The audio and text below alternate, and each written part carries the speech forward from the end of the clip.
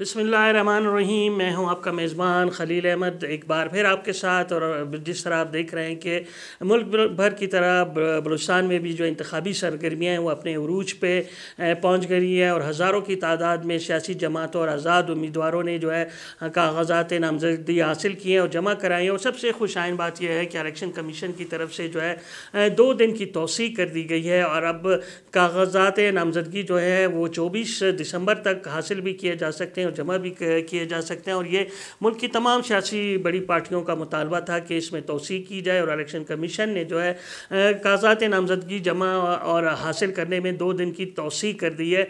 जिससे जो है जिसका तमाम सियासी कौम परस्त सियासी सियासी जमातें हों या मजहबी पार्टियों, उन्होंने उसका खैर मकदम किया है, क्योंकि उनके उम्मीदवारों को जो है अब फॉर्म जमा कराने में आसानी होगी और वो तमाम रिक्वायरमेंट्स पूरे करते हुए अपने कागजात नामजदगी जमा कराएंगे। इस बार हम देख रहे हैं कि बलूचिस्तान खुसूसन कोयटा में जो है वो घुमसान का रंग पड़ेगा और हम देख रहे हैं कि पख्तूनख्वा मैप के जो चेयरमैन हैं महमूद खान अचकज़ई, इस तरह बलूचिस्तान नेशनल पार्टी के सरबराह सरदार अख्तर मेंगल और इसी तरह ENP के सूबाई सदर असगर अचकज़ई समेत जो है वो नामवर सियासी और मजहबी और जो कौम परस्त पार्टियों के रहनुमा हैं वो कोयटा से इलेक्शन में हिस्सा ले रहे हैं। जिस तरह आज़ाद हैसियत में हमने देखा कि हाजी लश्करी रेसानी भी उन्होंने भी कौमी असम्बली के कागजात नामजदगी जमा कराए हैं। इसी तरह जो सबसे अहम बात है वो ये है कि JUI के मरकज़ी अमीर मौलाना फजलुर रहमान पहली बार बलूचिस्तान से जो है वो इंतखाबात में हिस्सा लेंगे और वो पशीन की कौमी असम्बली की जो नशिस्त है वहाँ से JUI के टिकट पे इंतखाबात में हिस्सा लेंगे। और JUI की ये कोशिश है कि वो किसी तरीके से बिला मुकाबला इस हवाले यहाँ से मुंतखब हो जाए और इस हवाले से उनके मुख्तलिफ तमाम सियासी जमातों से मुज़ाकरात जारी है और इस बात के कभी इम्कानात हैं कि मौलाना फजलुर रहमान इस नशिस्त से बिला मुकाबला जो है वो कौमी असम्बली के रुकन मुंतखब हो जाए। इसके अलावा सूबे भर से हमने देखा कि नेशनल पार्टी के सरबराह डॉक्टर मालिक बलूच ने तुर्बत की कौमी और सूबाई असम्बली की नशिस्त से जो है जमा कराए हैं। इसी तरह हम अगर देखें लसबेला से जो है असलम बोतानी ने आज़ाद हैसियत से इलेक्शन में जो है वो हिस्सा ले रहे हैं कौमी असम्बली की नशिस्त से। लसबेला से जाम कमाल ने जो है वो मुस्लिम लीग नून के टिकट से कौमी और सूबाई असम्बली के कागजात नामजदगी जमा कराएँ। इस तरह सरदार सनाउल्लाह ज़हरी भी जो है वो कलात मस्तूम की कौमी असम्बली और इसके अलावा सूबाई असम्बली से भी वो नशिस्त में इंतखाबात में हिस्सा ले रहे हैं। इसके अलावा निगरान वज़ीर आला अली मर्दान डोमकी के भाई में मीर दोस्तैन डोमकी जो है वो डेरा बुगटी कोलू हरनाई ज़ियारत की जो कौमी असम्बली की नशिस्त है वहाँ से उन्होंने कागजात नामजदगी जमा कराए हैं, जबकि वहाँ से नवाबज़ादा शाहज़ैन बुगटी भी जो है वो कागजात नामजदगी जमा कराएंगे। इस तरह हमने देखा कि डेरा बुगटी की जो सूबाई नशिस्त है वहाँ नवाबज़ादा गौराम बुगटी ने जो है कागजात नामजदगी जमा कराए हैं और साबिक निगरान वफाकी वज़ीर दाखिला सरफराज बुगटी भी जो है डेरा बुगटी की जो कौमी सूबाई असम्बली की नशिस्त है वहाँ से कागजात नामजदगी जमा कराएंगे, वहाँ से हिस्सा लेंगे। इसी तरह हम देख रहे हैं कि मस्तूम कलात और जो सबसे अहम बात है वो ये है कि चेयरमैन सेनेट जो है वो सादिक संजरानी साहब जो है उन्होंने चागी से NA 260 और PB 32 से अपने कागजात नामजदगी जमा कराएँ और वो इंतखाबात में हिस्सा ले रहे हैं और इस तरह एक अच्छा मुकाबला देखने में आ रहा है। और इस दफ़ा हम देख रहे हैं कि बलूचिस्तान में जो वज़ीरात आला के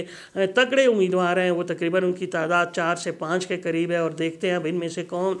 कामयाब होता है। और इनमें जो है सादिक संजरानी साहब हैं, सरफराज बुगटी साहब हैं, जाम कमाल साहब हैं, सरदार सनाउल्लाह ज़हरी साहब हैं, वो भी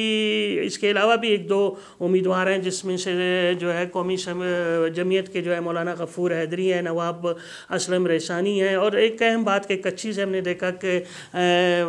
सरदार यार मोहम्मद अरिन साहब और उनके बेटे ने भी जो है सूबाई असम्बली की 2 नशिस्तों से जो है वो कागजात नामजदगी आज़ाद हैसियत से जमा कराए हैं। तो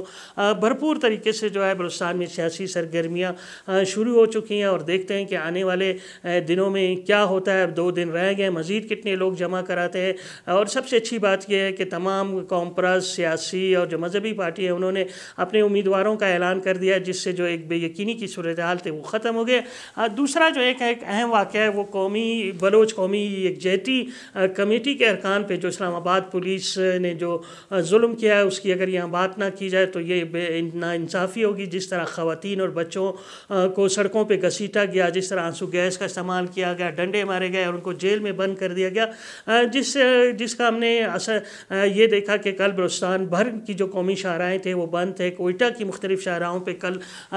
جو ہے دھرنا دیا گیا تھا، جس سے بدترین ٹریفک جام کئی گھنٹوں تک بلوچستان میں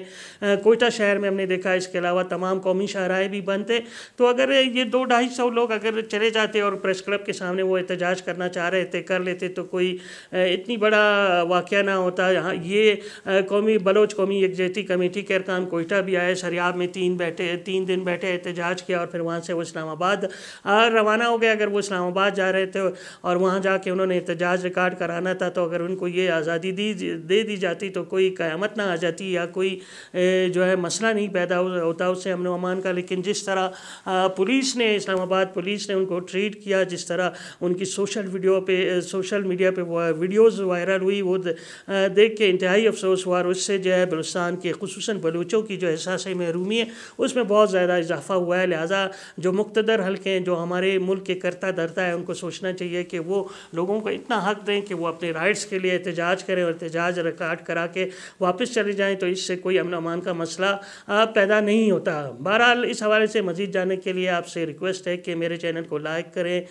شیئر کریں، سبسکرائب کریں اور بیل آئیکن کا بٹن ضرور دبائیں تاکہ جو ویڈیوز ہیں وہ آپ کو بر وقت اور جلد از جلد مل سکیں۔ شکریہ۔